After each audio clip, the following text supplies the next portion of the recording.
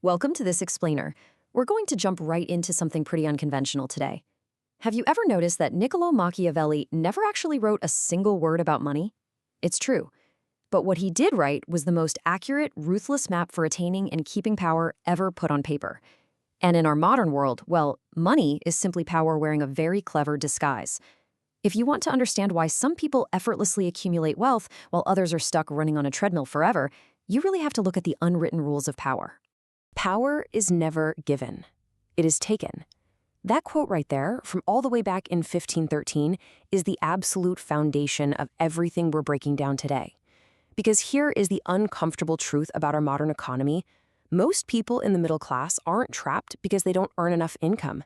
They're trapped because they unknowingly hand over the 4 hidden tools required to build wealth.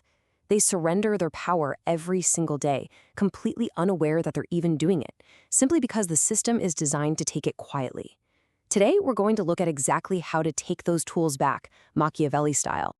Okay, let's dive into this. The 4 pillars we are taking back today are the time trap, the attention tax, the debt machine, and finally, the ownership divide.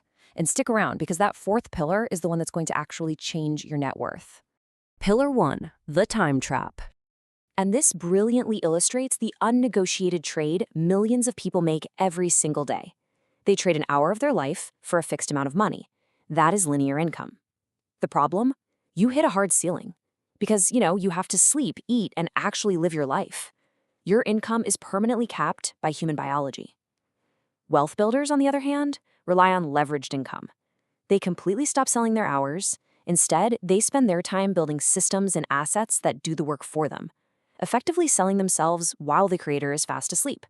The whole shift here is about converting your unrenewable time into an asset just once, and then letting it pay you back hundreds or even thousands of times over. You aren't just working harder, you're working with leverage. Think about it. You write a book once, and it sells 10,000 times. You renovate a rental property once, and those rent checks arrive for decades. You write a piece of software code, and 1 million people can download it. You build a team, and suddenly the business runs whether you're in the boardroom or sitting on a beach. So ask yourself this right now. What did you build today that will still be generating income for you in 5 years? For the vast majority of people, let's be real, the honest answer is nothing. And I want to be absolutely clear here. If your answer is nothing, that is not a character flaw, not at all. It just means the time trap is working exactly as it was designed to. You give your time away to build someone else's asset. Pillar 2, the attention tax. Now, what's really interesting about this slide is how it highlights deliberate design. Every app, every news cycle, it's all engineered to strip away your focus. If you direct your focus toward learning a scalable skill, building a business system, or nurturing a high-value relationship, that is compounding attention. That pays dividends. But if you fall into mindless scrolling, well, that's consuming attention. You're just numbing the hours until they disappear forever. Machiavelli literally taught his princes to ignore the daily rumors in the town square and focus only on what actually matters. You have to guard your focus like a literal fortress, because if you leave the gates open, tech companies will gladly spend your attention for you. Take a hard, honest look at your own habits today. When you unlocked your phone or when you opened that new browser tab, were you compounding or consuming? Did that 45-minute scroll session actually build a skill, or did it just melt away your evening? The people who build real wealth are ruthless gatekeepers of their own attention. They flat out refuse to pay the tax. Pillar 3, the debt machine. At its core, debt is structurally just a neutral tool. It merely moves purchasing power from your future self to your present self. But this is exactly where the paths violently diverge. For the middle class, debt acts as a master. They use it to consume, buying things today with income they haven't even earned yet. It becomes this heavy chain. But for the wealthy, debt is a servant. They borrow money to acquire something that actually produces enough revenue to pay the debt back for them. It's the exact same financial mechanism, but one uses it as a chain and the other uses it as pure leverage. The data here reveals a really stark contrast. The middle class takes on debt to buy depreciating assets. Things like cars, vacations, large TVs, all resulting in negative cash flow. The wealthy, however, borrow to buy productive, appreciating assets, like rental properties or business equipment that generate positive cash flow. The tenant's rent covers the mortgage. The new machinery literally doubles the factory's output. The debt is quite literally serving them. So here is the rigorous, non-negotiable test you must apply before making any future borrowing decisions. Ask yourself, does this asset pay for itself, or do I pay for it alone? It's that simple. If you have to pay the credit card bill out of your own physical labor, you are the servant. But if the asset generates the income to pay its own loan, you've mastered the debt machine. Let's move to and see how this builds into Pillar 4, the ownership divide.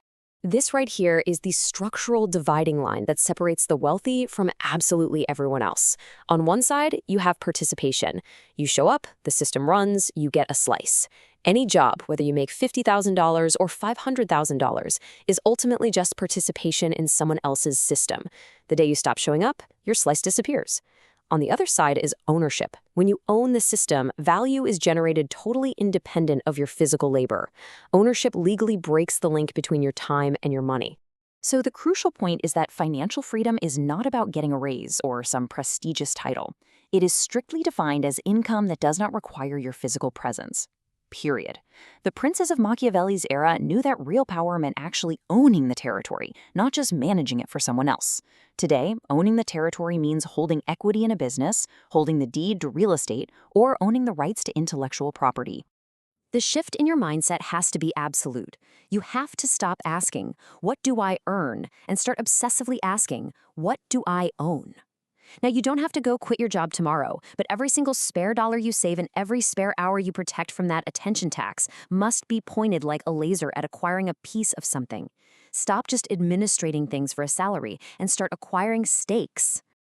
The path to financial power. Ultimately, the entire strategic difference between the middle class and the wealthy boils down to measuring success by your balance sheet, not your income statement. So here is your complete Machiavellian map. Step 1, convert time into assets. Build them once and let them work for you.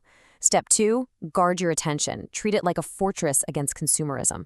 Step 3, make debt your servant. Only ever borrow for things that pay for themselves. And Step 4, acquire ownership. Make that critical shift from participation to actually holding the territory. You absolutely have to stop participating in systems designed to take from you and start owning them. I want to leave you with this final, critical thought.